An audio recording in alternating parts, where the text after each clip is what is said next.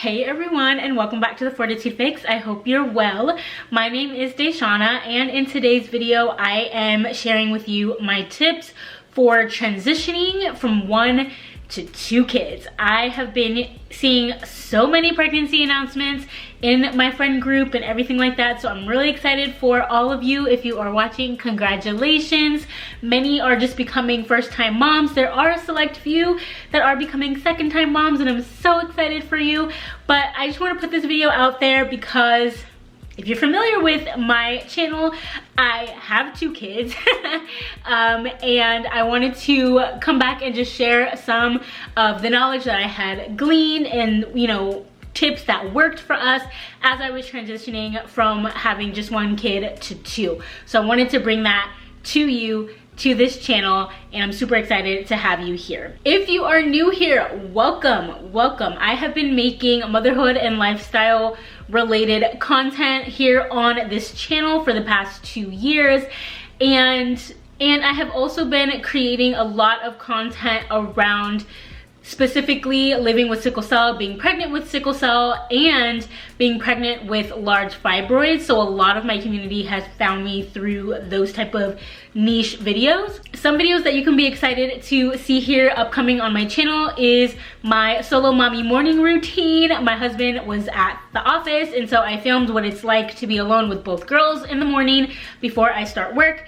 I also have a nighttime skincare routine on its way, a video about how I sleep trained both the girls and got them to sleep 11-12 hours a night, and just a bunch of, and one of the videos that I filmed recently is I took a trip on a plane, my husband and I came back with over 75 ounces of breast milk. It was just a quick trip, and I was able to fly with it, and I took a look at all of the nursing facilities inside the airports, and I'm gonna bring you kind of that video and a tour of all of them, as well as what it looks like literally in real time to go through TSA and have a TSA agent check your milk. I'm gonna show all of that in an upcoming video. So if any of that sounds interesting to you, go ahead and hit that subscribe button and stay for a while. All right, so if you don't know a lot about me, I am a mommy to 2 beautiful girls, one of whom is 28 months. She's 2, y'all, and the other is 8 months, and so they technically are 19 months apart.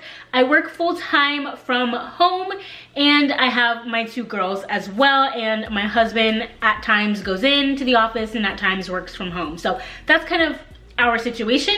And then I also make content around the internet. Have an Etsy shop, I have a podcast. Go ahead and check the links down below in the description box if you want to follow my journey with that. But yeah, let's go ahead and get into the video. So, transitioning from 1 kid to 2 kids. As I said before, my girls are 19 months apart, and so when I was pregnant, I had a very young toddler, and so it was a lot. And so my tips here can be used at any stage, but I found them increasingly helpful with the specific age gap that they are. So yeah, I know they'll be relevant for everybody though, but it's just keep that in mind. A newborn and like a new toddler, like, oh wow. All right, so the first tip that I have for you is to baby wear. All right, in no particular order I'm gonna share these tips, but the first tip that I have for you is to baby wear. You are going to be busier than before, and if you're like me and you had your first baby during the pandemic, everything was kind of shut down and you were just able to remain at home and sit and maybe sleep and hang out and watch TV and do all these things really low key. It's a little bit different now, especially with 2, under 2 in my case. So baby wearing came in so handy for us because not only was I able to snuggle and cocoon and keep, new baby safe and with me, close to me, that skin to skin contact, I was also able to get things done. And so that means prepare snack, prepare meals, diaper changes, like picking something up off the floor that my toddler had thrown at the dog, like whatever it is. It was so amazing to have my hands free to meal prep for us, and just having my hands free was honestly the best. This will also help you when taking walks, which I encourage. Again, I had my first baby during the pandemic and it was lockdown, and I have, like I mentioned before, sickle cell disease. It was a whole pandemic and I was just terrified, especially just being a new mom with an infant. I was just like, I'm not going anywhere, so I didn't go outside, like hardly ever. So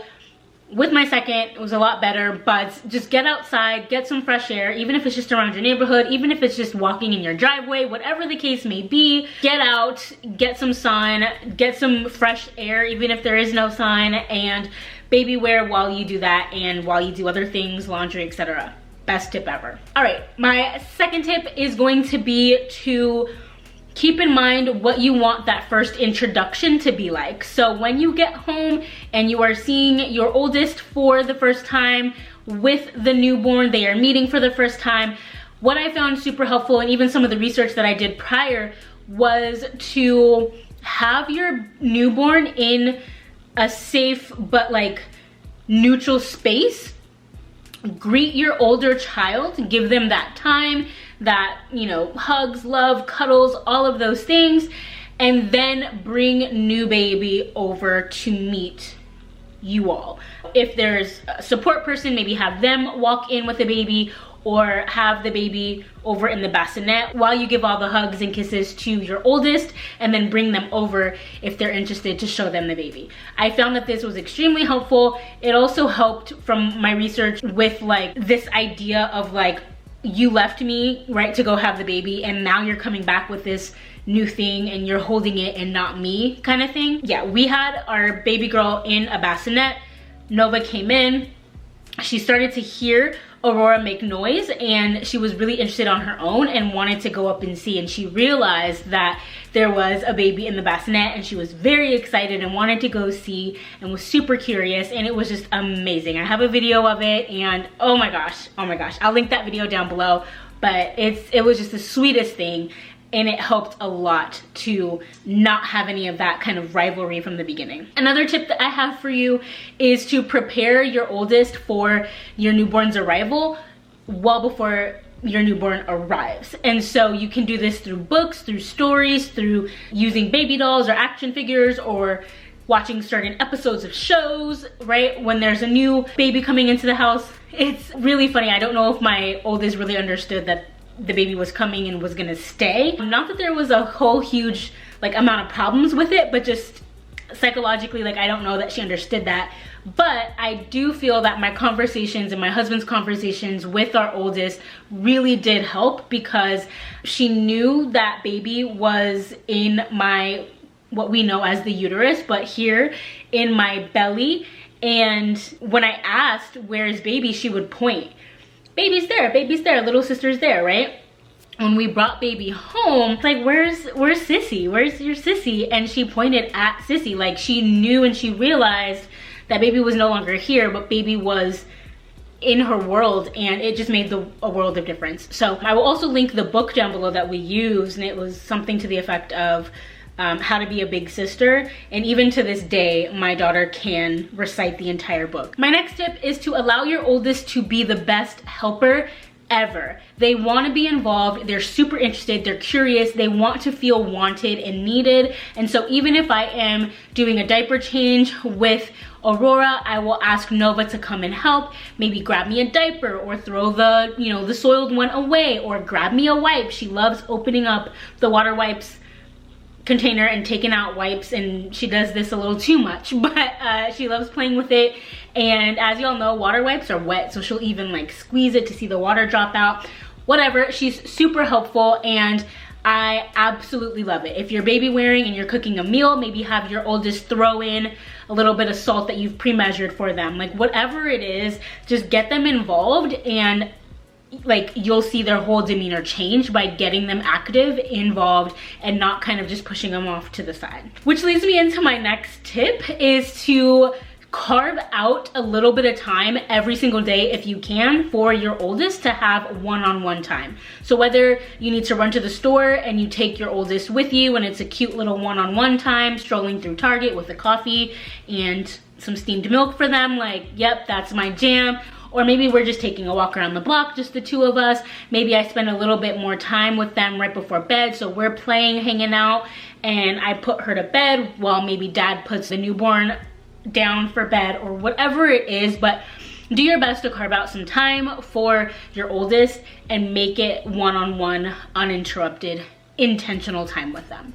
It makes a world of difference. And the last tip I have for you is to not blame the baby as a reason why you can't do something. It's so easy to say, well, mommy can't play with you right now because I'm feeding the baby. Or, you know, the baby needs mommy right now, so I can't help you with that. It's so easy to say that, but try to just reframe what you're saying. Maybe it's, you know what, mommy's busy right now, but I will give you all of my attention in 5 minutes. Something like that, that you're not putting the blame on the baby themselves, right? That you are addressing your oldest's concerns, but you're not saying like you can't do something with them just because of the baby. Although that very well may be true, we don't want to create that kind of divide in our words. So just reframing how we say that. All right, so those are the top tips that I have for you. These are the ones that came in so handy as I was transitioning from 1 to 2 kids. Also comes in handy to this day,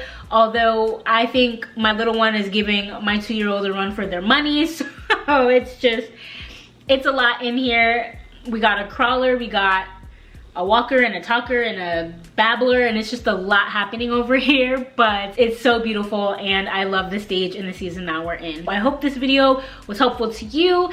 If it doesn't apply to you, thank you so much for watching anyway. Go ahead and share this video with someone that you might know, and I look forward to seeing you right back here in my very next video. Please do subscribe to the channel if you haven't done so already, and as always, remember to fill your cup. Bye.